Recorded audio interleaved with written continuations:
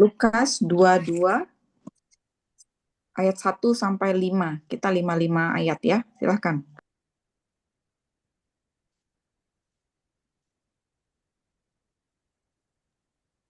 Di-unmute.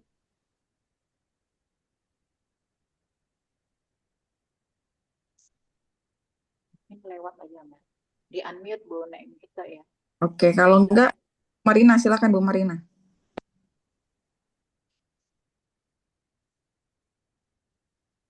Setelah saya dulu atau Bu Marina dulu, Bu? Bu open mic, nggak apa-apa, silahkan. Baru. Iya, soalnya baru jalan dari atas. Iya, bentar Bu ya. Lukas 22 ayat Lukas 22 rencana untuk membunuh Yesus. Ayat 1. Hari raya roti beragi yang disebut Paskah sudah dekat. Imam-imam kepala dan ahli-ahli Taurat mencari jalan bagaimana mereka dapat membunuh Yesus, sebab mereka takut kepada orang banyak. Yudas mengkhianati Yesus. Ayat 3.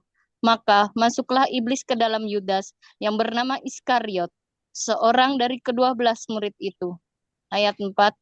Lalu pergilah Yudas kepada imam-imam, kepala dan kepala-kepala pengawal bait Allah, dan berunding dengan mereka, bagaimana ia dapat menyerahkan Yesus kepada mereka. Ayat 5. Mereka sangat gembira dan bermufakat untuk memberikan sejumlah uang kepadanya. Amin. Ayat 6. Ia menyetujuinya, dan mulai dari waktu itu ia mencari kesempatan yang baik untuk menyerahkan Yesus kepada mereka tanpa setahu orang banyak. Persiapan untuk makan Paskah. Maka tibalah hari raya roti tidak beragi, yaitu hari di mana orang harus menyembelih domba Paskah. Lalu Yesus menyuruh Petrus dan Yohanes, katanya, "Pergilah, persiapkanlah perjamuan kudus, perjamuan Paskah bagi kita supaya kita makan." Kata mereka kepadanya, "Di manakah engkau kehendaki kami mempersiapkannya?" Ayat 10 jawabnya, "Apabila kamu masuk ke dalam kota, kamu akan bertemu dengan seorang yang membawa kendi berisi air. Ikutilah dia ke dalam rumah yang dimasukinya." Amin.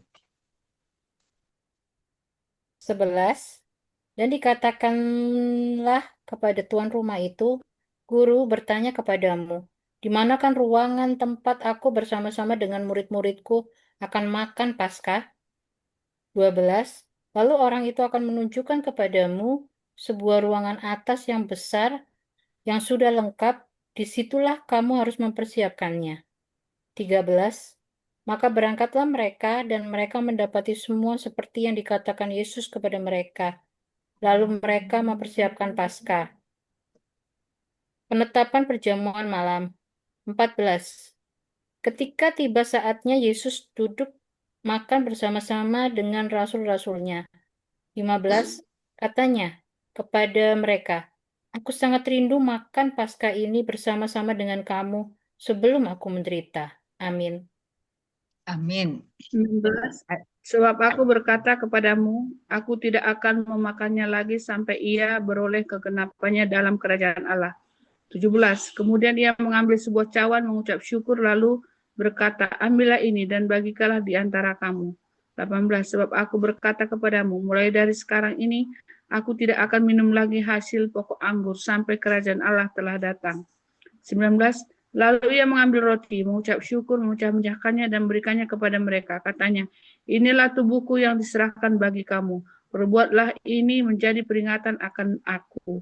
20. Demikian juga dibuatnya dengan cawan sesudah makan. Ia berkata, "Cawan ini adalah perjanjian baru oleh darahku yang ditumpahkan bagi kamu." Amin. Ayat 21. Tetapi lihat tangan orang yang menyerahkan aku ada bersama dengan aku di meja ini. Sebab anak manusia memang akan pergi seperti yang telah ditetapkan akan tetapi celakalah orang yang olehnya ia diserahkan. 23. Lalu mulailah mereka mempersoalkan siapa di antara mereka yang akan berbuat demikian. Percakapan waktu perjamuan malam. Ayat 24. Terjadilah juga pertengkaran di antara murid-murid Yesus. Siapakah yang dapat dianggap terbesar di antara mereka? Ayat 25. Yesus berkata kepada mereka, raja-raja bangsa-bangsa memerintah rakyat mereka, dan orang-orang yang menjalankan kuasa atas mereka disebut pelindung-pelindung. Amin. Amin. Ayat 26.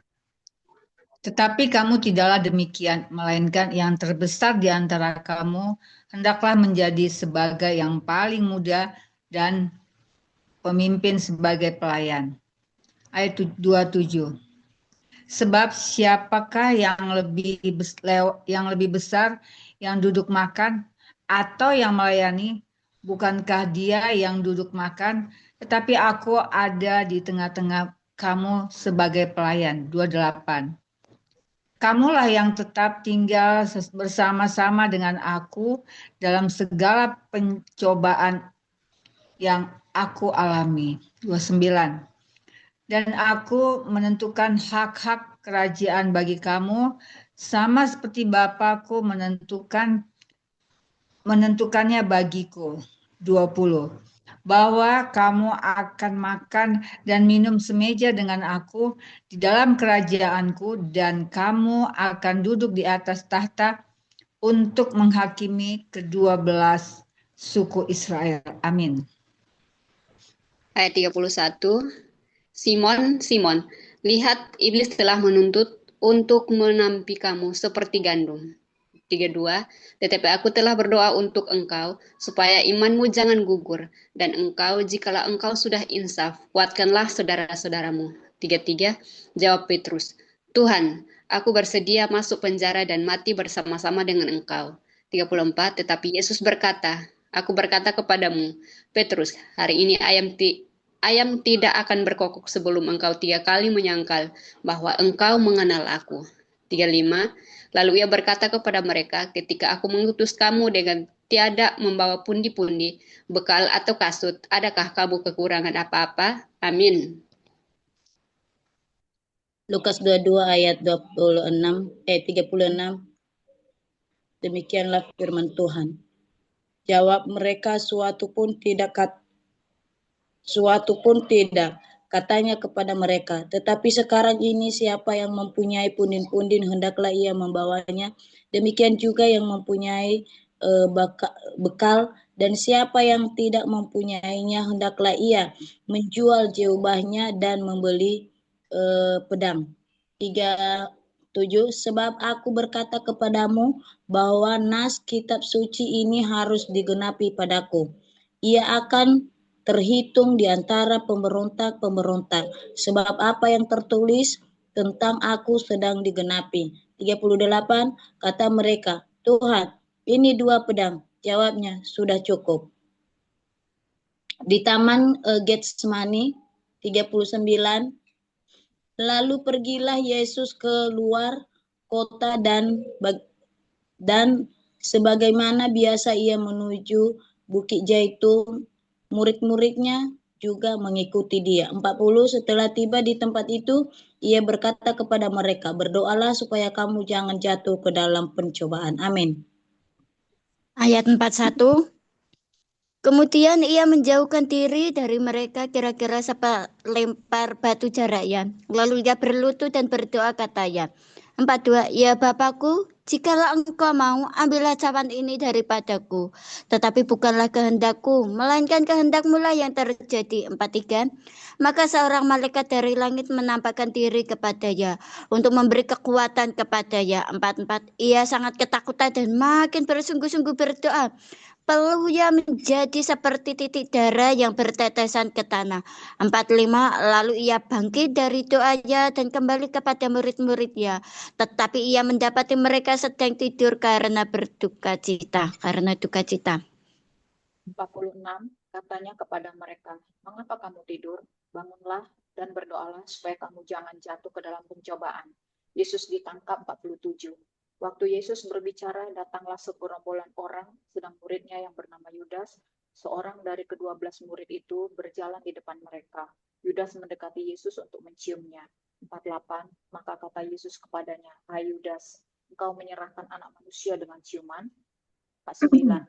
Ketika mereka yang bersama-sama dengan Yesus melihat apa yang akan terjadi, berkatalah mereka, Tuhan, mestikah kami menyerang mereka dengan pedang?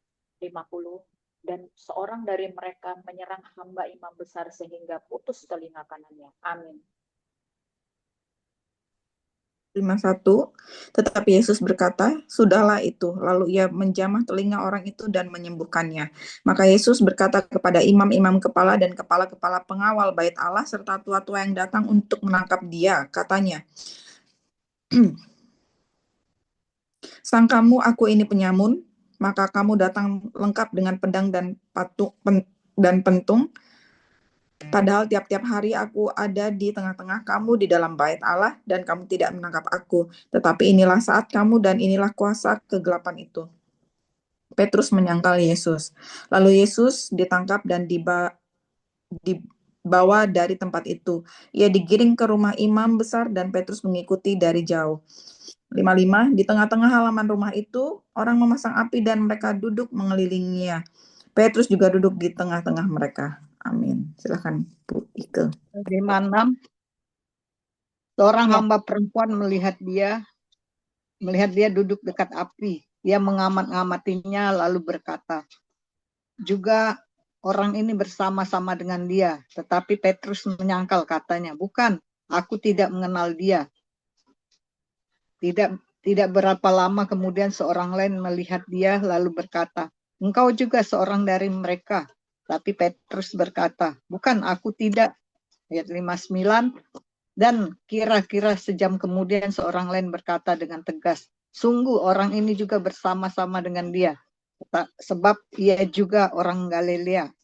Ayat 60. Tetapi Petrus berkata, "Bukan, aku tidak tahu apa yang engkau katakan." Seketika itu juga sementara ia berkata, "Berkokoklah ayam." Amin. Neng Ike ya? Neng Ike baru Bu Marina. Ya. Lukas 22 ayat 61. Lalu berpalinglah Tuhan memandang Petrus. Maka teringatlah Petrus bahwa Tuhan telah berkata kepadanya, "Sebelum ayam berkokok pada hari ini, engkau telah 3 kali menyangkal aku." 62. Lalu ia pergi keluar dan menangis dengan sedihnya. Yesus di hadapan mahkamah agama. 63. Dan orang-orang yang menahan Yesus mengolok-olok dia dan memukulinya. 64. Mereka menutupi mukanya dan bertanya, "Cobalah, katakan siapa yang memukul engkau." Ayat 65. Dan banyak lagi hujat yang diucapkan mereka kepadanya. Amin. Ayat 66. Dan setelah hari siang berkumpullah sidang para tua-tua bangsa Yahudi dan imam-imam kepala dan ahli-ahli Taurat. Lalu mereka menghadapkan dia ke mahkamah agama mereka. Katanya, "Jikalau engkau adalah Mesias, katakanlah kepada kami." Jawab Yesus, "Sekalipun aku mengatakannya kepada kamu, namun kamu tidak akan percaya. Dan sekalipun aku bertanya sesuatu kepada kamu, namun kamu tidak akan menjawab. Mulai sekarang Anak Manusia sudah duduk di sebelah kanan Allah yang Maha Kuasa." Kata mereka semua, "Kalau begitu, engkau ini anak Allah?" Jawab Yesus, "Kamu sendiri mengatakan bahwa akulah anak Allah." Lalu kata mereka, "Untuk apa kita perlu kesaksian lagi? Kita ini telah mendengarnya dari mulutnya sendiri." Amin. Lukas 23. 1. Yesus di hadapan Pilatus. 1. Lalu bangkitlah seluruh sidang itu dan Yesus dibawa menghadap Pilatus. 2. Di situ mereka mulai menuduh dia, katanya, "Telah kedapatan oleh kami bahwa orang ini menyesatkan bangsa kami dan melarang membayar pajak kepada Kaisar. Dan tentang dirinya ia mengatakan bahwa ia adalah Kristus, yaitu Raja." 3. Pilatus bertanya kepadanya, "Engkaulah Raja Yahudi?" Jawab Yesus, "Engkau sendiri yang mengatakannya." 4. Kata Pilatus kepada imam-imam kepala dan seluruh orang banyak itu, "Aku tidak mendapati kesalahan apapun pada orang ini." 5.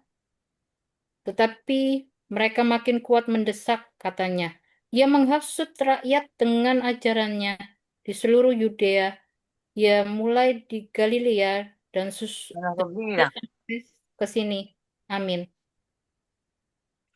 Lukas 23 ayat 6. Ketika Pilatus mendengar itu, ia bertanya, "Apakah orang itu seorang Galilea?" 7. Dan ketika ia tahu bahwa Yesus seorang dari wilayah Herodes, ia mengirim dia menghadap Herodes yang pada waktu itu ada juga di Yerusalem. Yesus di hadapan Herodes 8. Ketika Herodes melihat Yesus, ia sangat girang, sebab sudah lama ia ingin melihatnya, karena ia ingin mendengar tentang dia.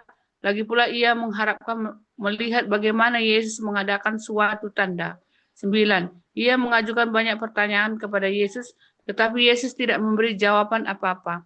10. Sementara itu imam-imam kepala dan ahli-ahli Taurat maju ke depan dan melontarkan tuduhan-tuduhan yang berat terhadap dia. Amin. Ibu Emi. Ayat 11. Maka mulailah Herodes dan pasukannya menista dan mengolok-olokkan dia. Ia mengenakan jubah kebesaran padanya, lalu mengirim dia kembali kepada Pilatus. Ayat 12. Dan pada hari itu juga bersahabatlah Herodes dan Pilatus sebelum itu mereka bermusuhan. Yesus kembali di hadapan Pilatus. Ayat 13. Lalu Pilatus mengumpulkan imam-imam kepala dan pemimpin-pemimpin rakyat serta rakyat dan berkata kepada mereka, kamu telah membawa orang ini kepadaku sebagai seorang yang menyesatkan rakyat. Kamu lihat sendiri bahwa aku telah memeriksanya dan dari kesalahan-kesalahan yang kamu tuduhkan padanya tidak ada yang kudapati kepadanya. Ayat 15. Dan Herodes juga tidak, sebab ia mengirimkan dia kembali kepada kami. Sesungguhnya tidak ada suatu apapun yang dilakukannya yang setimpal dengan hukuman mati. Amin. Amin. Ibu Pita di unmute. Ayat 16. Jadi aku akan menghajar dia lalu melepaskannya. Ayat 17. Sebab ia wajib melepaskan seorang bagi mereka pada hari raya itu. 18. Tetapi mereka berteriak bersama-sama, enyahkanlah dia, lepaskanlah Barabas bagi kami. 19.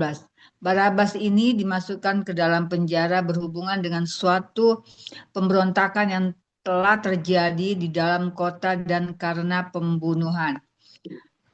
Ayat 20. Sekali lagi Pilatus berbicara dengan suara keras kepada mereka karena ia ingin melepaskan Yesus. Amin. Ayat 21, tetapi mereka berteriak membalasnya. Katanya, salibkanlah dia, salibkanlah dia. 22, kata Pilatus untuk ketiga kalinya kepada mereka, kejahatan apa yang sebenarnya telah dilakukan orang ini? Tidak ada suatu kesalahan pun yang kudapati padanya, yang setimpal dengan hukuman mati. Jadi aku akan menghajar dia, lalu melepaskannya. 23. Tetapi dengan berteriak, mereka mendesak dan menuntut supaya ia disalibkan, dan akhirnya mereka menang dengan teriakan mereka. 24. Lalu Pilatus memutuskan supaya tuntutan mereka dikabulkan. 25. Dan ia melepaskan orang yang dimasukkan ke dalam penjara karena pemberontakan dan pembunuhan itu sesuai dengan tuntutan mereka. Tetapi Yesus diserahkannya kepada mereka untuk diperlakukan sama semau-maunya. Amin. Lukas 23 ayat 25. Yesus dibawa untuk disalibkan. 26. Ketika mereka membawa Yesus, mereka menahan seorang yang bernama Simon dari Kirene yang baru datang dari luar kota, lalu diletakkan salib itu di atas bahunya supaya dipikulnya sambil mengikuti Yesus. Sejumlah besar orang mengikuti dia, di antaranya banyak perempuan yang menangisi dan meratapi dia. 8. Yesus berpaling kepada mereka dan berkata, hai putri-putri Yerusalem, janganlah kamu menangisi aku, melainkan tangisilah dirimu sendiri dan anak-anakmu. 29. Sebab lihat akan tiba masanya orang berkata, berbahagialah perempuan mandul dan yang rahimnya tidak pernah melahirkan dan yang sesungguhnya tidak pernah menyusui.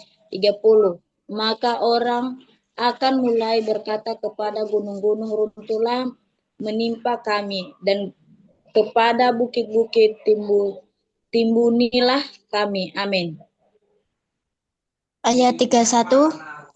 Sebab jikalau orang berbuat demikian dengan kayu hidup, apakah yang akan terjadi dengan kayu kering? 32.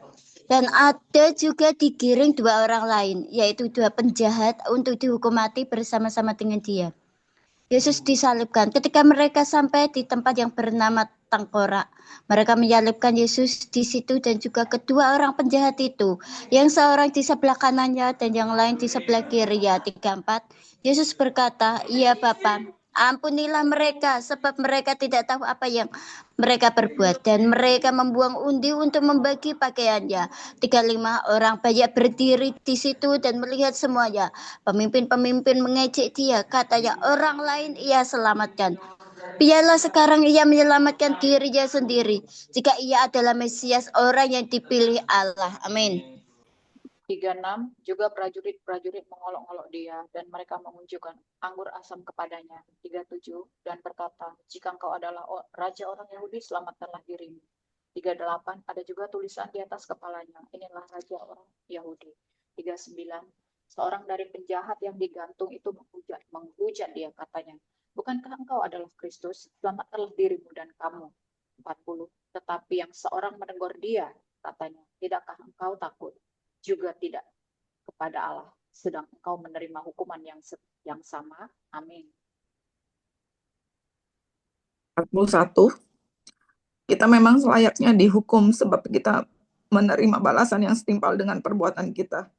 Tetapi orang ini tidak berbuat sesuatu yang salah. Lalu ia berkata, "Yesus, ingatlah akan aku apabila engkau datang sebagai raja." Maka kata Yesus kepadanya, "Aku berkata kepadamu, sesungguhnya hari ini juga engkau akan ada bersama-sama dengan aku di Firdaus." Yesus mati. Ketika itu hari sudah kira-kira jam 12. Lalu kegelapan meliputi seluruh daerah itu sampai jam 3. Sebab matahari tidak bersinar dan tabir bait suci terbelah dua. Amin.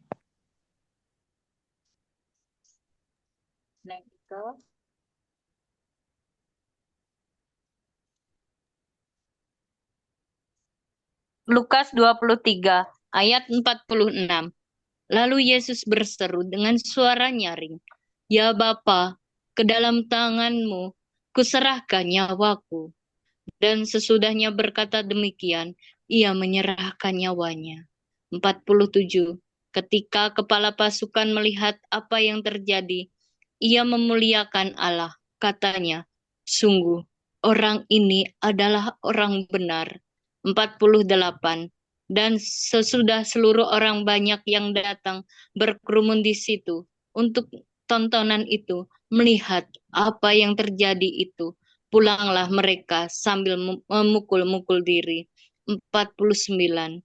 Semua orang yang mengenal Yesus dari dekat, termasuk perempuan-perempuan yang mengikut dia dari Galilea, berdiri jauh-jauh dan melihat semuanya itu. Yesus dikuburkan. Ayat 50. Adalah seorang yang bernama Yusuf. Ia anggota majelis besar dan seorang yang baik lagi benar. Amin. Ayat 51, ia tidak setuju dengan putusan dan tindakan majelis itu. Ia berasal dari Arimatea, sebuah kota Yahudi, dan ia menanti-nantikan kerajaan Allah. Ia pergi menghadap Pilatus dan memintanya mayat Yesus. Dan sudah ia menurunkan mayat itu, ia mengapaninya dengan kain lenan, lalu membaringkannya di dalam kubur yang digali di dalam bukit batu, di mana belum pernah dibaringkan mayat. Hari itu adalah hari persiapan dan Sabat hampir mulai. Dan perempuan-perempuan yang datang bersama-sama dengan Yesus dari Galilea ikut serta, dan mereka melihat kuburan itu dan bagaimana mayat dibaringkan. Dan setelah pulang, mereka menyediakan rempah-rempah dan minyak mur. Amin. 56b. Pada hari Sabat mereka beristirahat menurut hukum Taurat. Lukas 24. 1. Tetapi pagi-pagi benar, pada hari pertama minggu itu, mereka pergi ke kubur membawa rempah-rempah yang telah disediakan mereka. 2. Mereka mendapati batu menjadi terguling dari kubur itu. 3. Dan setelah masuk mereka tidak menemukan mayat Tuhan Yesus. 4. Sementara mereka berdiri termangu-mangu karena hal itu. Tiba-tiba ada 2 orang berdiri dekat mereka memakai pakaian yang berkilau-kilauan. 5. Mereka sangat ketakutan dan menundukkan kepala. Tetapi kedua orang itu berkata kepada mereka, "Mengapa kamu mencari dia yang hidup di antara orang mati?" Amin. Lukas 24 ayat 6. Ia tidak ada di sini, ia telah bangkit. Ingatlah apa yang dikatakannya kepada kamu ketika ia masih di Galilea. 7. Yaitu bahwa anak manusia harus diserahkan ke tangan orang-orang berdosa dan disalibkan dan akan bangkit pada hari yang ketiga. 8.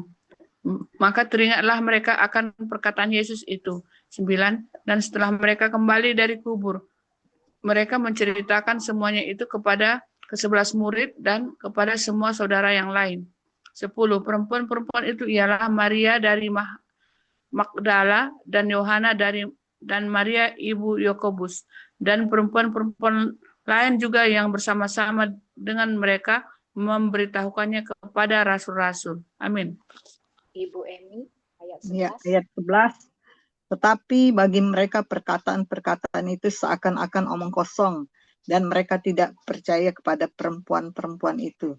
Sungguh pun demikian Petrus bangun, lalu cepat-cepat pergi ke kubur itu. Ketika ia menjenguk ke dalam, ia melihat hanya kain kafan saja.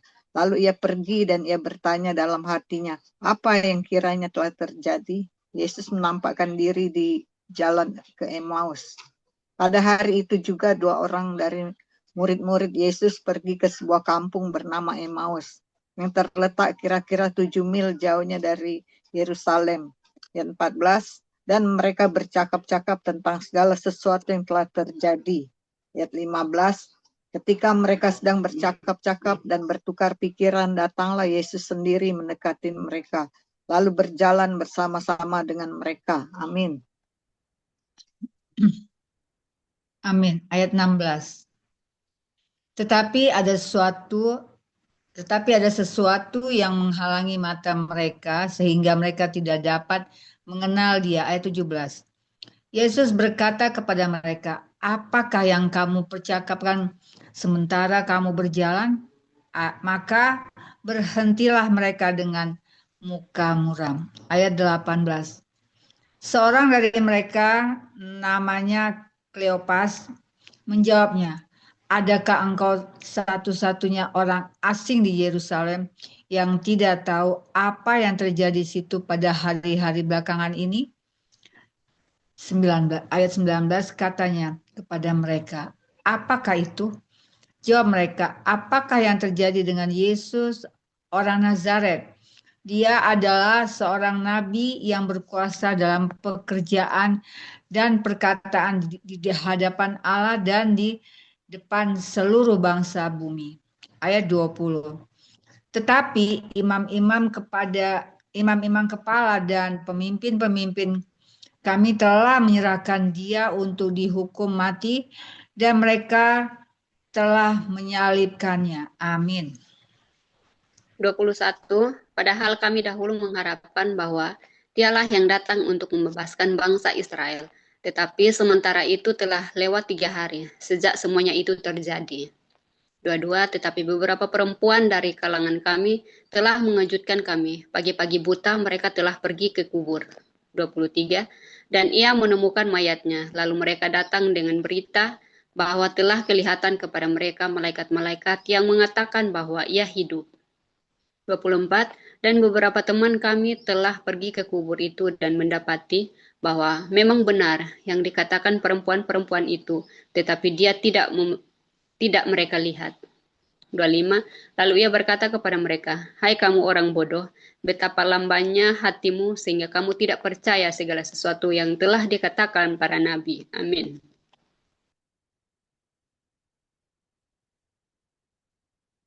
Ibu Gabriel. Iya benar. Lukas 24 ayat 26. Demikian firman Tuhan. Bukankah Mesias harus menderita semuanya itu untuk masuk ke dalam kemuliaannya? 27. Lalu ia menjelaskan kepada mereka apa yang tertulis tentang dia dalam seluruh kitab suci, mulai dari kitab-kitab Musa dan segala kitab nabi-nabi. 28. Mereka mendekati kampung yang mereka tuju, lalu ia berbuat seolah-olah hendak meneruskan perjalanannya. 29. Tetapi mereka sangat mendesaknya, katanya, tinggallah bersama-sama dengan kami, sebab hari telah menjelang malam dan matahari hampir terbenam. Lalu masuklah ia untuk tinggal bersama-sama dengan mereka. 30. Waktu ia duduk makan dengan mereka, ia mengambil roti, mengucap berkat, lalu memecah-mecahkannya dan memberikannya kepada mereka. Amin. Ayat 31. Ketika itu terbukalah mata mereka dan mereka pun mengenal dia. Tetapi ia lenyap dari tengah-tengah mereka. 32. Kata mereka seorang kepada yang lain, Bukankah hati kita berkobar-kobar ketika ia berbicara dengan kita di tengah jalan dan ketika ia menerangkan kitab suci kepada kita? 33. Lalu bangunlah mereka dan terus kembali ke Yerusalem.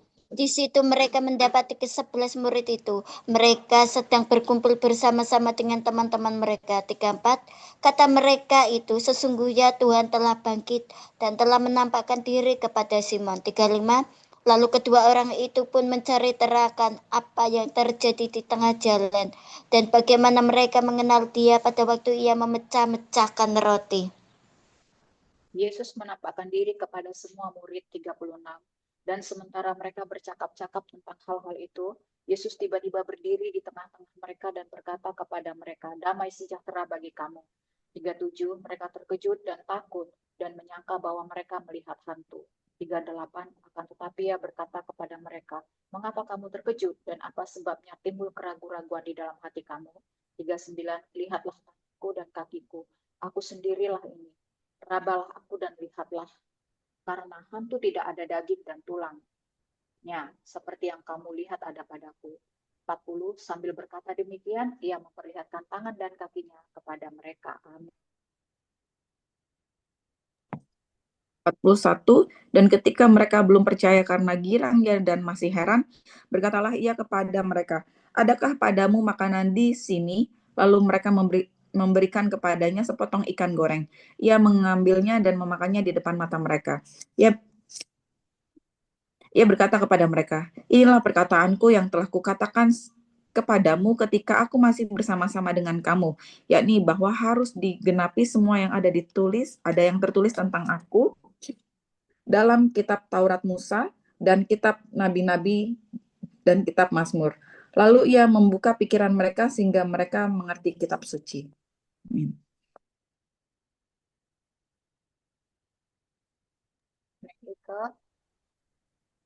Saya ya, Bu. Ya, Iya. Bu.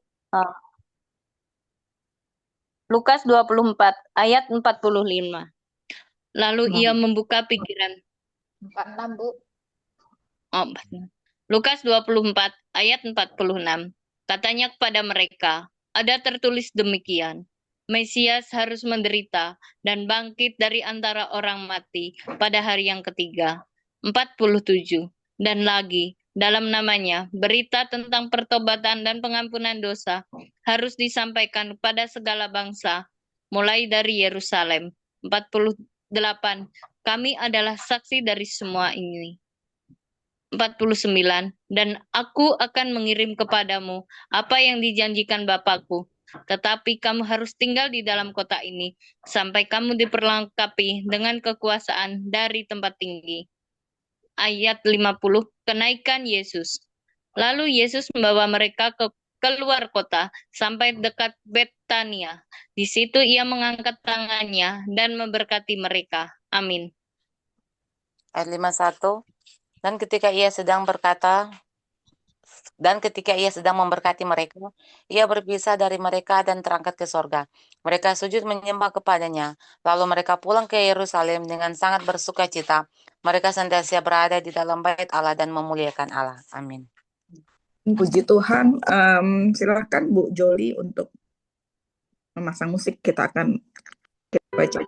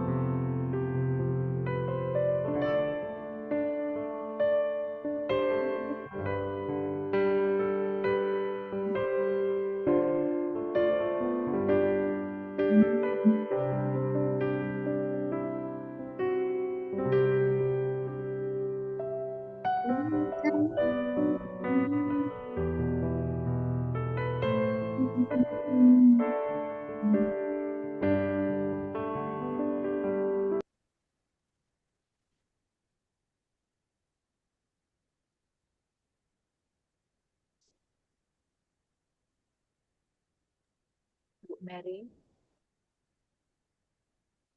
Terima kasih banyak.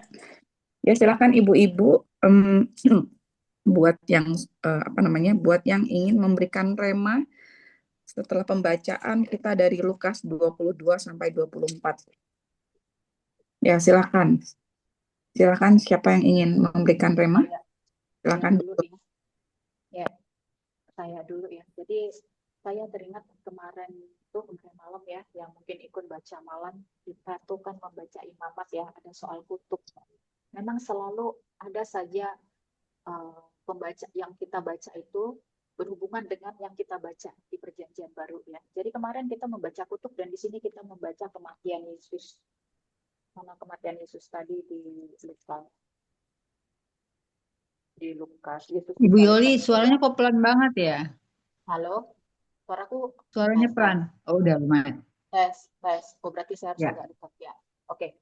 Jadi kalau kita ingat ya kemarin baca di Imamat ya, di Imamat itu ada tentang kutub dan sekarang kita membaca di Lukas ada tentang penyaliban Yesus ya di Lukas 23 ya. Selalu memang yang kita baca selalu ada hubungannya ya. Jadi kita melihat pertama dulu Perjanjian Lama dan Perjanjian Baru dulu, kutub dan penyaliban Yesus. Di sini kita melihat ya satu hal yang bisa kita tangkap bahwa Yesus itu menggantikan manusia dengan menggantikan menanggung kutuk di Perjanjian Lama, kutuk hukum Taurat supaya kita dibebaskan ya. Jadi kutuk itu menjadi berkat. Ya, ada satu tawaran yang luar biasa yaitu anugerah bagi manusia. Di sini Yesus yang tidak berdosa, dia mengambil posisi manusia yang berdosa ya. Nih di Lukas 23 mengenai Yesus disalibkan. Makanya saya bilang wah selalu related ini yang dibaca ya. Di sana ada soal kutuk, di sini ada soal penyaliban Yesus gitu ya. Di sana kita melihat bagaimana kutuk yang mengerikan, tetapi di sini pada saat Yesus disalibkan, Yesus mengambil posisi manusia kita yang berdosa itu untuk menawarkan satu berkat anugerah. Itu yang pertama. Terus yang kedua ya di Lukas 22 ya, di Lukas 22 mengenai pengkhianatan dan ini Lukas 22 di 24 aja deh. Terjadilah juga pertengkaran di antara murid-murid Yesus. Siapakah yang dapat dianggap terbesar di antara mereka? Di sini saya melihat adanya perpecahan di dalam tubuh Kristus sendiri. Ya, ini murid-murid Yesus dan mereka melihat siapa yang terbesar di antara mereka. Kalau kita direfleksikan di dalam kondisi kita saat ini, tanpa kita sebenarnya kita sudah sadar itu pun terjadi. Ya, nggak usah jauh-jauh di dalam gereja. Ya, antar gereja pun begitu. Ya, antar gereja pun itu terjadi. Ya, ada gereja A, gereja B mau megah-megahan. Itu pun terjadi. Padahal kita sama-sama tubuh Kristus. Ya, di dalam lingkup yang paling kecil bisa jadi di komunitas gereja kita. Pasti ada itu pergesekan. Di tempat saya berjemaat juga para pelayan Tuhan itu ada yang namanya pergesekan. Karena di dalam satu tubuh Kristus. Sama juga mau terlihat lebih menonjol, mau menjadi ada yang lebih hebat supaya dilihat gitu ya. Dilihat oleh siapa? Manusia. Dan pada akhirnya ujung-ujungnya menimbulkan satu yang saya lihat dosa. Pada akhirnya di tubuh Kristus itu bukan jadi tubuh Kristus yang kudus, tetapi menjadi tubuh Kristus yang kudus ya. Kadang-kadang saya sharing sama suami saya nggak mau mempengaruhi suami saya, cuman saya tuh jadi kasihan gitu. Kamu mau pelayanan dengan tulus. Pada akhirnya ketika kamu masuk ke sana, itu kok hatimu tuh jadi bersungut-sungut. Karena apa? Ada hati yang tidak lagi ikhlas dan tulus karena melihat situasi ya antar pelayan yang bergeng-geng gitu ya, antar pelayan yang saling menjatuhkan, antar pelayan yang mau tunjukkan dia lebih hebat. Nah itulah ya, itu terjadi ternyata. Terjadilah juga pertengkaran di antara murid-murid Yesus. Siapakah yang dianggap terbesar di antara mereka? Ya, jadi itu refleksi untuk kita ya, bahwa semakin besar tubuh Kristus itu bisa jadi ya jemaatnya. Tidak bisa dipungkiri bahwa pertengkaran, pergesekan itu pasti terjadi. Gitu ya. Ini kita harus berhikmat supaya kita terus menjaga kekudusan hati kita ya. Padahal Tuhan Yesus sudah luar biasa, dia disalibkan untuk menanggung dosa kita ya. Dan kita jangan lagi menodai tubuh Kristus itu dengan hal-hal seperti ini ya, pertengkaran dan mau menunjukkan siapa yang terbesar di antara kita. Itu Bu Mary, thank you, God bless.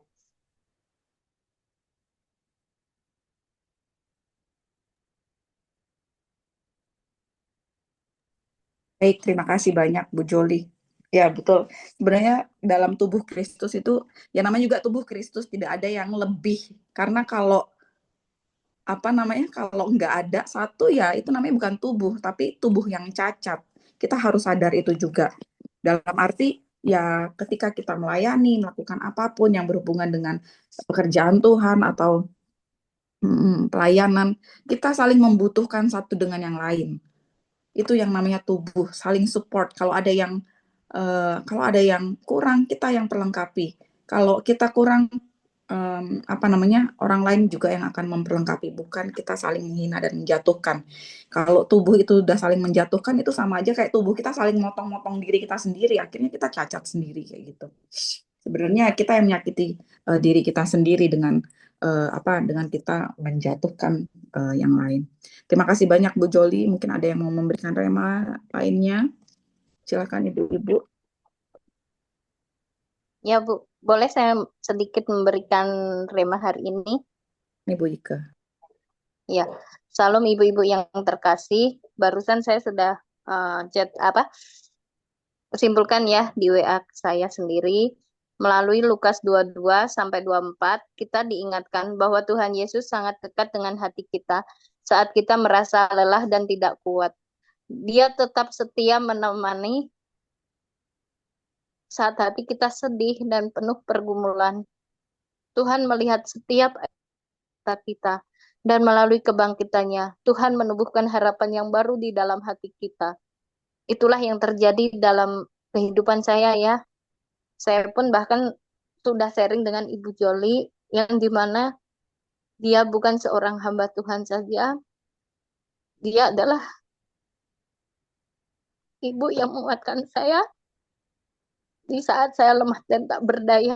Dan terima kasih untuk Ibu Joli yang setia menemani saya di kala saya nggak tahu harus kemana dan apa yang harus saya ambil dan bagaimana saya harus membuahkan kasih Kristus sehingga saya bisa bertumbuh dan bisa menjadi seperti saat ini. Terima kasih banyak Ibu Joli khususnya dan teman-teman semua, dan mohon maaf kalau apabila dalam pembacaan ayat Alkitab juga saya sering tidak ikut, tetapi satu hal yang membuat saya rindu yaitu bahwa benar ya di saat kita lemah dan tak berdaya, hanya kuasa Tuhan yang bekerja, mujizat Tuhan yang terjadi, dan Roh Kudus yang mengurapinya. Kiranya firman yang saya sampaikan hari ini boleh menguatkan dan menjadi rema bagi saya sendiri dan teman-teman semua. Terima kasih.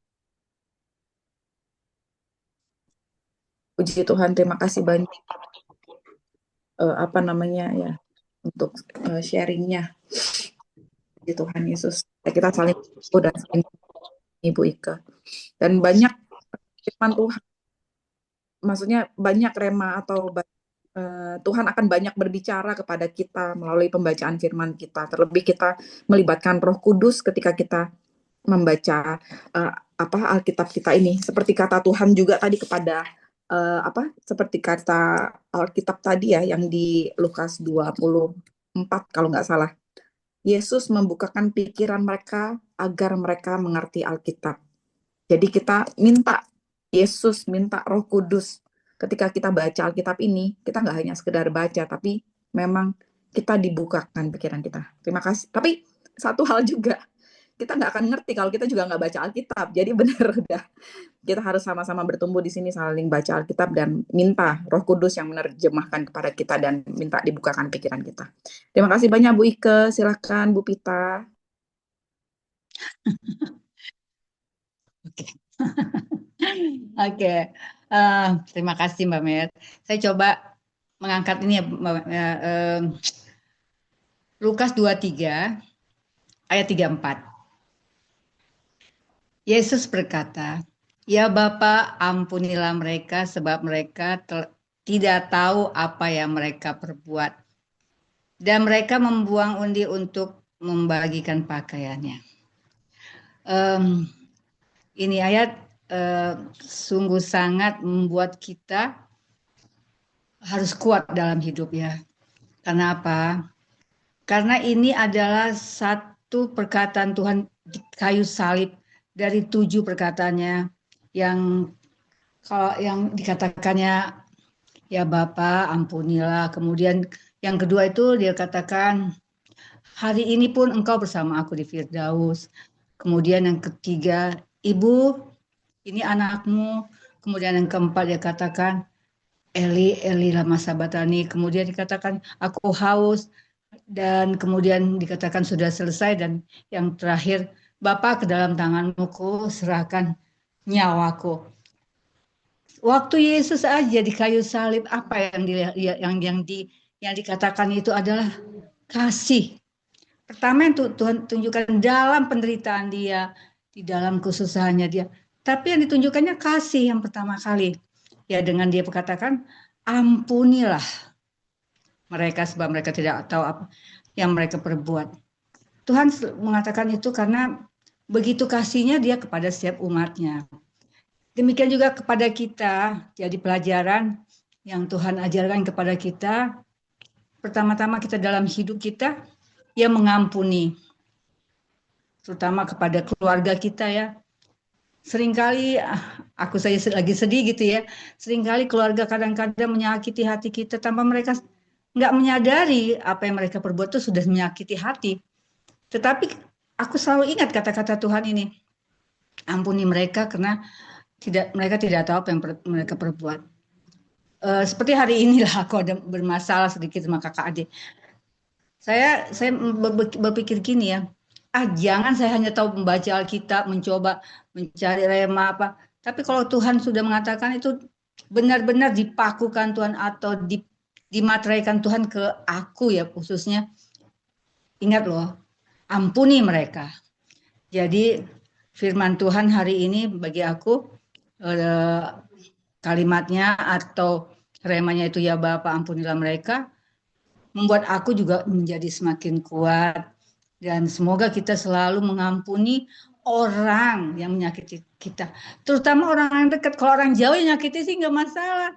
Tapi ini orang dekat. Aduh Tuhan Yesus.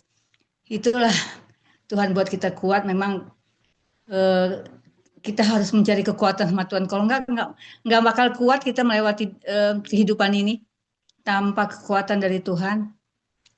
Demikian Mbak Mary.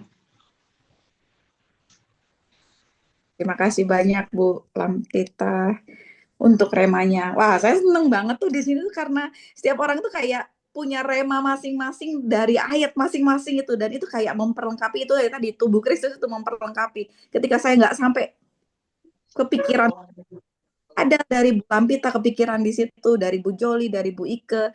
Iya, bagaimana ketika dia sudah dihina, dicambuk, diapain, dia yang pertama yang dilakukan ya itu mengampuni gitu. Bahkan ya Bapak ampunilah mereka. Yesus itu mendoakan orang yang sudah mencemooh dia gitu. Luar biasa Tuhan kita. Silakan yang lain kalau mau berbagi rema. Silakan Bu Kartika. Melanjutkan Bu Pita. Ayat Lukas 23 ayat 34 hari ini saya mengatakan ini. Ampunilah cuma untuk suami saya.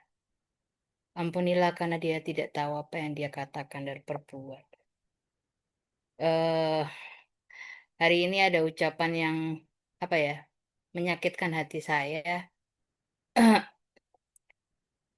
Padahal saya cuma masalah pabrik harus apa namanya, ada karyawan yang kadang dikasih mingguannya, terus saya bilang, oh ya siapa tahu dia dapat kemurahan hati. Namun tiba-tiba ucapannya, hati kamu busuk ya, kata gitu. Kamu tidak tidak menyatakan kasih, percuma kamu berdoa dan segala macam. Mendengar itu saya sakit hati saya. Dan itu kata-kata terus diulang-ulang, dan mohon maaf, saya tadi nggak menangis karena ya udahlah, anggap aja ini. Cuma saya ucapkan tadi, ampuni Tuhan suami saya karena dia tidak tahu apa yang dia katakan dan perbuat. Itu cukup yaitu belajar untuk mengampuni, dan itu terus saya perkatakan. Kecewa sih sebetulnya, tapi sampai dibawa apa ya? Dibawa hati busuk segala. Sampai saya berpikir, emang hati saya busuk ya? Sampai bisa dikatakan seperti itu gitu. Sakit hati saya, tapi belajar untuk mengampuni. Namun firman ini sudah saya lakukan tadi. Ampuni Bapak, karena suamiku tidak tahu apa yang dia katakan dan perbuat. Dan itu saya coba bolak-balik apa ya? Saya coba terapkan tiap saya disakiti dengan perkataan verbal. Saya coba perkatakan, ampuni Bapak, karena dia tidak tahu apa yang dia katakan dan perbuat. Itu aja sih. Terima kasih. Terima kasih banyak Bu Kartika untuk sharing remanya. Sebenarnya ini wah, iya. Itu tadi yang terjadi sama Bu Kartika tuh sebenarnya ada di ini juga tentang di ayat 23 itu. Bagaimana orang-orang itu mencemooh Yesus kayak gitu. Nah, nanti saya kasih ketika saya memberikan rema ya. Ya, silakan. Ada yang lain kah yang ingin memberikan rema?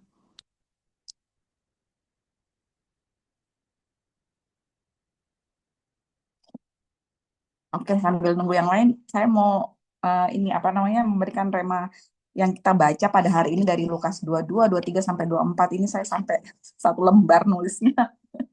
Saya mulai dari rema 2 ayat apa rema dari Lukas ayat 22 ya. Dimulai dari penetapan perjamuan malam kayak gitu. Sebagai pembukanya kita harus tahu identitas kita itu siapa kayak gitu. Itu yang bikin saya langsung wah ini kayak gitu kan, ini identitasku. Yesus itu bicara tentang inilah tubuhku yang diserahkan bagimu.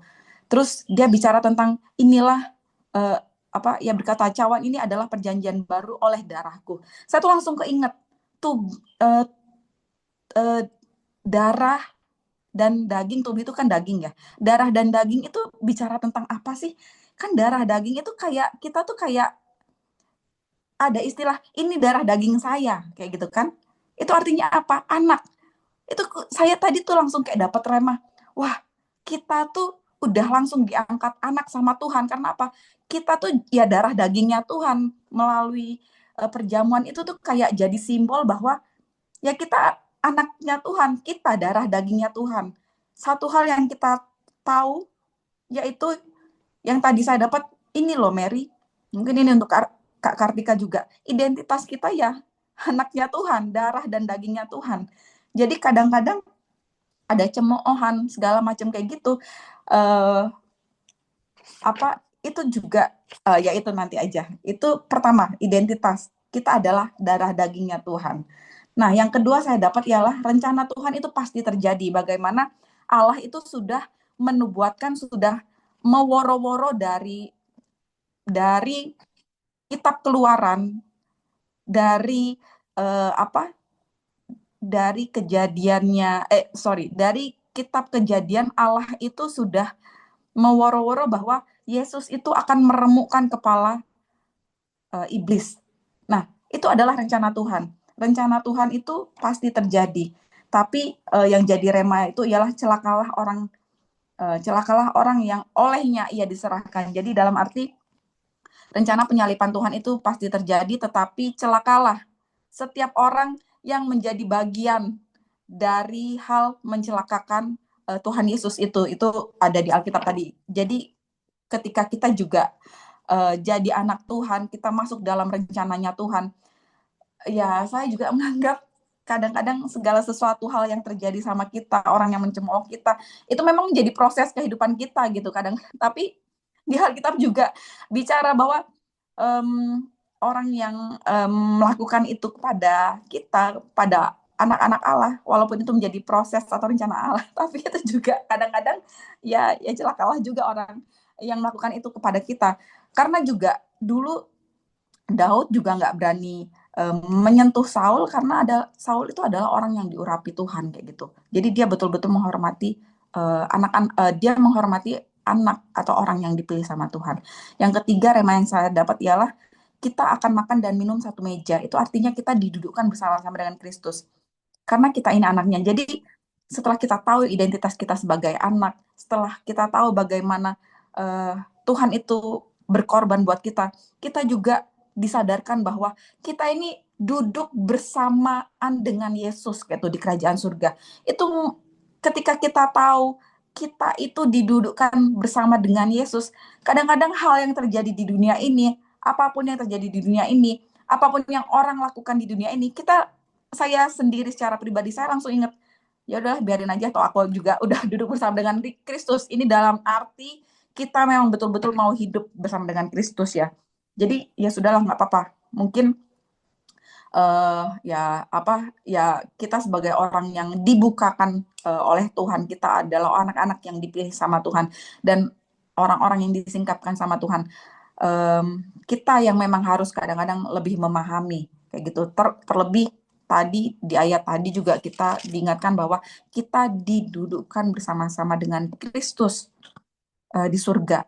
Terus yang keempat, saya juga dapat itu rema bahwa di ini yang apa namanya, aku akan berdoa agar engkau tidak jatuh dalam berbagai pencobaan, kalau nggak salah tadi di 22 juga, tapi saya lupa di mana. Tapi rema yang saya dapat ialah aku berdoa agar imanmu jangan gugur. Saya di situ belajar bahwa kita ini ternyata bisa mendoakan iman orang lain agar tetap kuat kayak gitu. Karena saya juga kadang-kadang merasa iman seseorang itu ya urusan personal orang kayak gitu. Tapi dari pembacaan kita tadi, Lukas 22 ayat 32. Tetapi aku telah berdoa untuk engkau supaya imanmu jangan gugur. Di situ saya disadarkan bahwa kita bisa turut adil dalam mendoakan iman seseorang atau dalam perjalanan spiritual seseorang. Jadi ketika kita melihat orang lain itu agak gimana, kita mungkin bisa mendoakan dia gitu agar dia juga mengalami perjalanan spiritual sendiri. Terus yang kelima remanya ialah ciuman tidak selalu tanda sayang. Artinya karena apa? Karena Yudas menyerahkan anak manusia dengan ciuman. Nah ini dia, kadang-kadang kita ngerasa cium, cupika-cupiki atau cium kayak itu adalah sebuah tanda sayang. Ternyata tidak. Kadang itu adalah perilaku yang mematikan kayak gitu kan. Ketika kita melihat orang salah, lalu kita support dia, kita, oh ya nggak apa-apa, lakukan aja. Tapi kita tahu itu salah, itu adalah salah satu bentuk ciuman yang sengaja kita tuh sengaja kayak, ya udahlah, orang dia yang nanggung itu gitu kan. Malah sebenarnya kadang-kadang teguran itu yang merupakan bentuk kasih kita kepada orang kayak gitu kan. Walaupun kadang teguran mungkin orang bisa nganggapnya itu sebuah penghakiman, atau orang nganggap teguran itu, kamu kok nggak ada kasihnya sih, kayak gitu kan. Tapi ya belum tentu juga ya, teguran ya kalau memang dilandaskan dengan kasih ya itu memang membawa kita kepada kebenaran kayak gitu. Terus kan juga bilang tentang jauhkan kita dari pencobaan. Jadi di Lukas 22 ini 39 ayat 39 itu Tuhan itu dua kali. Ini Ninda lagi itu ngambil bumbu lagi. Jadi di 39 dan seterusnya itu Tuhan itu dua kali bicara kita disuruh berdoa agar kita jauh dari pencobaan. Karena apa? Di doa Bapa kami itu juga kita diajarkan untuk jauhkanlah kami dari pencobaan. Jadi ketika kita sudah tahu kita tidak kuat dalam pencobaan, jangan kita mendekati pencobaan kayak gitu kan. Dan yang berikutnya adalah cemoohan. Nah ini juga salah satu yang saya aware juga nih di Lukas 23. Bagaimana orang-orang itu mencemooh Yesus kayak gitu kan. Itu sama seperti kita melihat orang yang baru bertobat. Suka kita melihat orang baru bertobat, terus ada orang bilang, katanya kamu pendoa, katanya kamu udah bertobat, tapi kok tapi kok kayak gitu. Nah, itu hati-hatilah itu, karena bisa jadi itu bukan dari Tuhan, tapi itu adalah suara-suara setan kayak gitu kan, yang berusaha untuk melemahkan iman kita, yang berusaha mengintimidasi kita, yang berusaha membuat kita juga merasa, oh iya ya kok aku gini ya, akhirnya kita menyerang diri kita sendiri dan merasa kita, oh ya kita orang jahat ya. Mungkin itu yang juga dirasakan oleh Kak Kartika tadi ya, dengan cemoohan itu ya kita akhirnya menghakimi diri kita sendiri. Jadi ya itu yang menjadi rema kita. Luar biasa pembacaan kita hari ini dari Lukas 22 sampai 24 ini, banyak rema yang bisa kita terima, kita tangkap dan menjadi pelajaran hidup kita. Itu aja. Terima kasih banyak. Aku mau sharing. Boleh share? Bu. Shalom. Ya, Shalom, aku boleh share, Bu Joli. Boleh Bu Christine, silahkan. Ya, biasa ayat ini sih sudah terbaca ya. Biasa kita baca ulang-ulang. Tapi hari ini aku mendapat suatu pelajaran bahwa pergumulan Yesus ini sebenarnya dia dalam doa ya, minta supaya cawan ini lalu. Jadi itu ada pergumulan Yesus yang hebat sekali, sampai peluhnya keluar darah ya. Tetapi yang saya pelajari hari ini, dia selalu ngundang jadi Bapa Surgawi, selalu dia minta Bapa, dia bicara atas nama anak. Sebab yang saya pelajari ya, kalau Yesus ngomong atas nama hikmat sih, dia ngomong sebelum Abraham ada, aku udah ada. Karena dia ngomong atas nama hikmat. Jadi hikmat itu ada sebelum Abraham lahir. Tapi begitu dia mau bicara atas nama anak, dia sebut Bapa, semua kalau sembunyikan bagi orang kecil. Kalau dia bicara atas nama anak, atas nama Bapa, dia sebut untuk ibu yang 12 tahun perdarahan, hai anak, imanmu menyelamatkan engkau. Tapi di sini Yesus bicara atas nama Roh Kudus ya. Jadi ada teladan yang kita bisa pelajari bahwa kita meladani Yesus selama ada di dunia ini. Dia manusia, benar manusia. Dia memiliki roh kudus dari Bapa, dan Roh Kudus itu bersaksi tentang Yesus yang dikasih ke kita. Tetapi selama dia bergumul, pertama-tama dia bilang, pertama-tama dia dipaku, dia sebut Bapa, ampuni mereka. Terus sebelum nyawanya mau diserahkan, waktu mau meninggal dia sebut Bapa, ke dalam tanganmu nyawaku diserahkan kan. Jadi awalnya dengan Bapa, diakhiri juga dengan Bapa, dan itu yang saya pelajari. Elia lama sahabatani juga itu dia mengeluh pada Bapa bahwa dia merasa ditinggalkan sendirian, tapi dia mengundang Bapa beserta dengan dia. Dari ada roh dari Bapa Surgawi di dalam dia yang bisa kita teladani selama dia bergumul melawan semua itu, dia mengampuni, dan roh yang ditaruh di dalam Yesus itu roh dari Bapa, tapi Yesus itu juga Bapa Surgawi. Jadi bagaimana kita teladani roh yang ada di dalam tubuh Yesus selama ia menjadi manusia. Jadi dia bergumul, dia membawa Bapa Surgawi senantiasa. Ada apa saja dia melulu Bapa. Jadi semuanya. Tapi saya percaya kalau Yesus sampai diberi hisop, diberi racun pun nyawanya nggak bisa dicabut selain dia menyerahkannya pada Bapa Surgawi. Tapi ya dia karena ia manusia, tapi dia juga ilahi. Tetapi yang kita ambil teladan bahwa selama dia jadi manusia, roh yang di dalam dirinya bisa kita teladani, roh yang mau mengampuni, dan selama bergumul di atas kayu salib ada 7 perkataan yang dia katakan. Semua itu jadi teladan untuk kita yang hidup di dunia.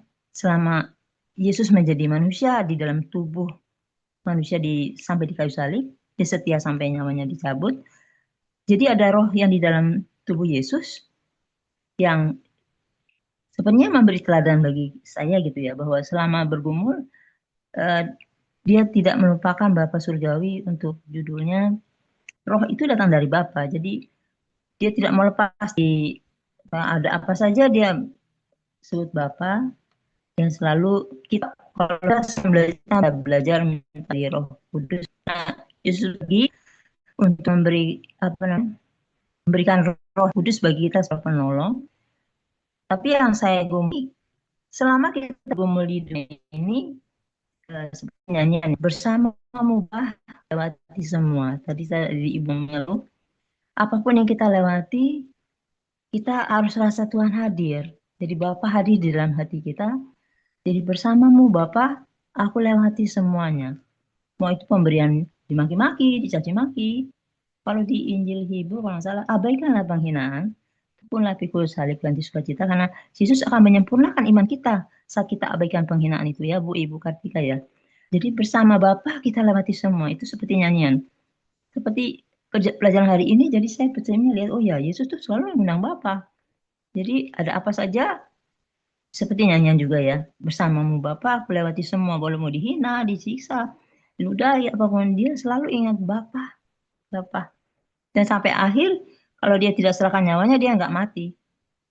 Ya itulah Tuhan Yesus ya. Kalau kita sih bisa teladani dan ambil hikmahnya bahwa bersama dia, bersama Bapa ya, bersamamu Bapa, kami lewati semuanya. Apapun yang penghinaan atau apapun juga, ataupun sukacita, mesti sesuatu mungkin kalau suaminya belum bisa merasa mesti minta maaf pada ibu, ya ibu bisa panggil Bapa Surgawi ya, mengundang Tuhan untuk Roh Kudus ambil alih.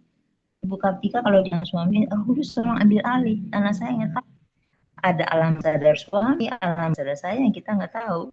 Karena itu alam bawah sadar kita bisa mengeluarkan sikap yang aneh yang kita nggak nyangka-nyangka gitu. Karena itu alam bawah sadar yang muncul lebih ya.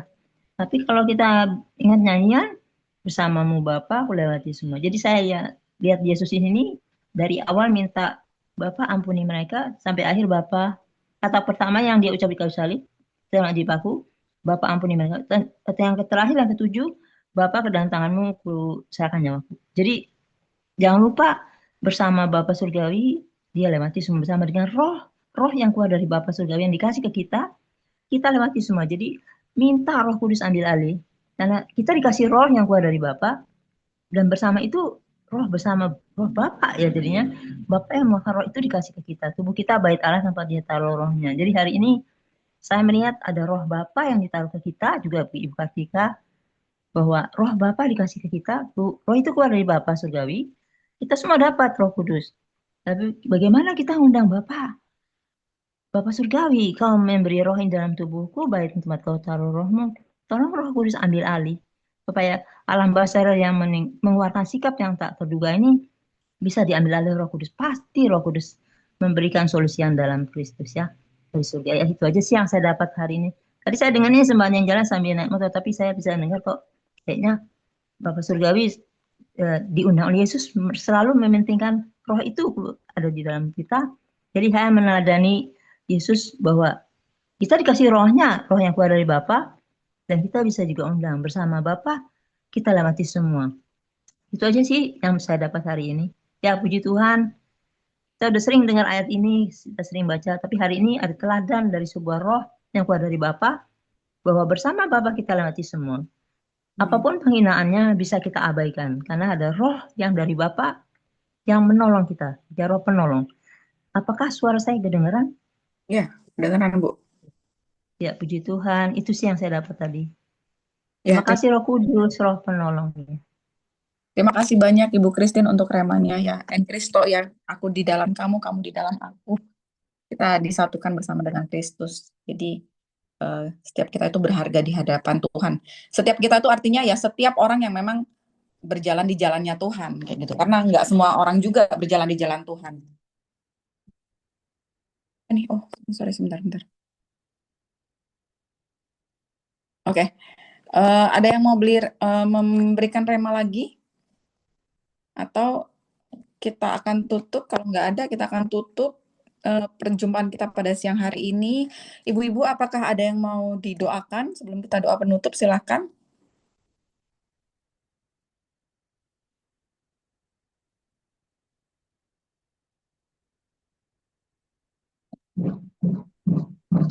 Bu Joli, Ya, halo. silakan. Boleh saya didoakan. Semoga di besok saya bisa lolos. Saya udah sharing sih sama Bu Joli ya, bisa lolos Wira Hebat Garut kategori unggulan. Karena inilah jejak awal langkah saya Tuhan buka pintu berkat. Itu yang pertama. Yang kedua, semoga saya semakin dipakai Tuhan dalam dimanapun dan kapanpun Tuhan tempatkan, dan semakin diberkati Tuhan dalam segala bidang usaha yang saya jalani hari ini.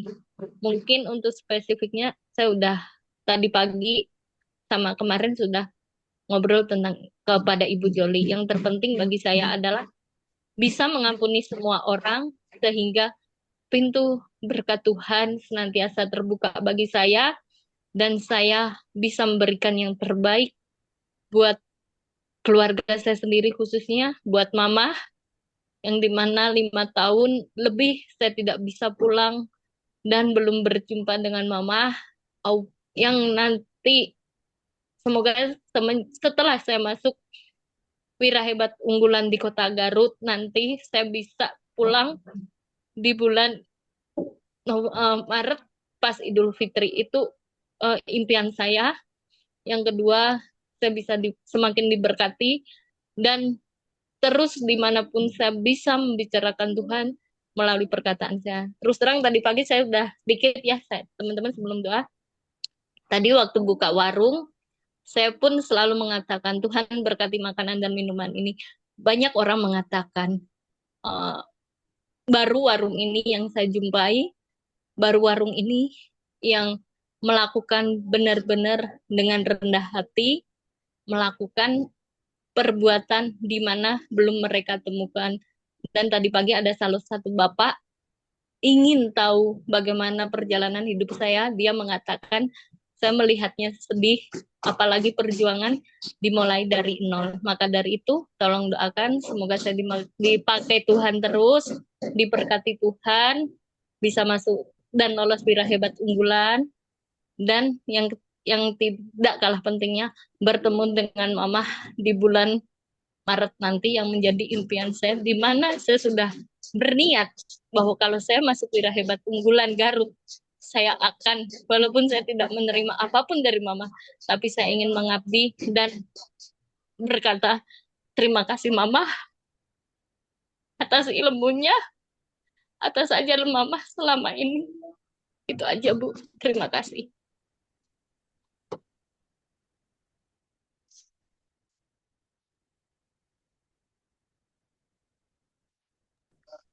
Terima kasih banyak Bu Ike. Kita akan mendoakan, dan tadi ada beberapa pokok doa yang akan kita doakan ya di chat ya. Bu Marina jangan lupa ya. Bu Marina, Ya. ponakannya lagi proses hukum ponakannya belum ada kepastian. Oke, ya baik. Mari kita berdoa, ibu-ibu, kita satukan hati, kita berdoa bersama.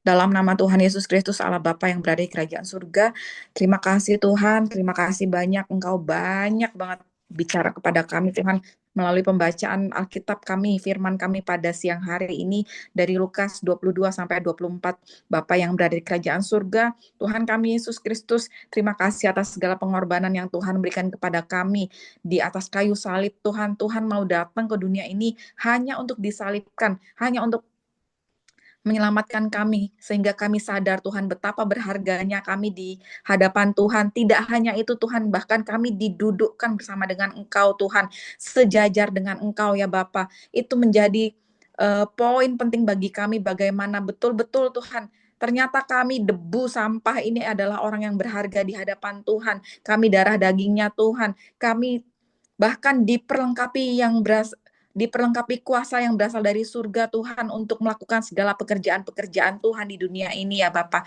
Tuhan, kami percaya ya Bapa, itu bukan hanya sekedar tulisan dongeng yang ada di Alkitab, tapi kami klaim semua janji-Mu Tuhan. Kami klaim semua yang Engkau katakan Tuhan. Kami percaya itu terjadi pada kehidupan kami.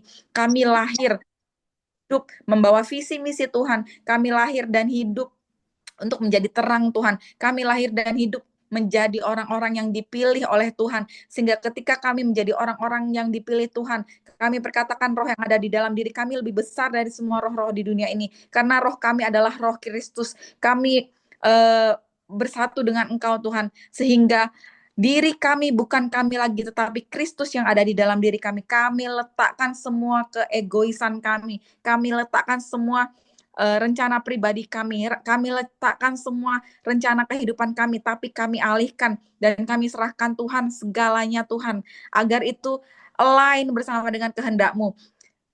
Agar itu selaras dengan kehendak-Mu Tuhan. Sehingga kehidupan kami betul-betul selaras dengan kehendak-Mu ya Bapa. Dalam nama Tuhan Yesus kami juga berdoa Tuhan. Pada siang hari ini, segala urapan yang berasal dari Engkau Tuhan turun atas kami. Segala roh penolong, roh yang Bapa janjikan kami terima dalam nama Tuhan Yesus. Kami juga berdoa Tuhan untuk Ibu Ike.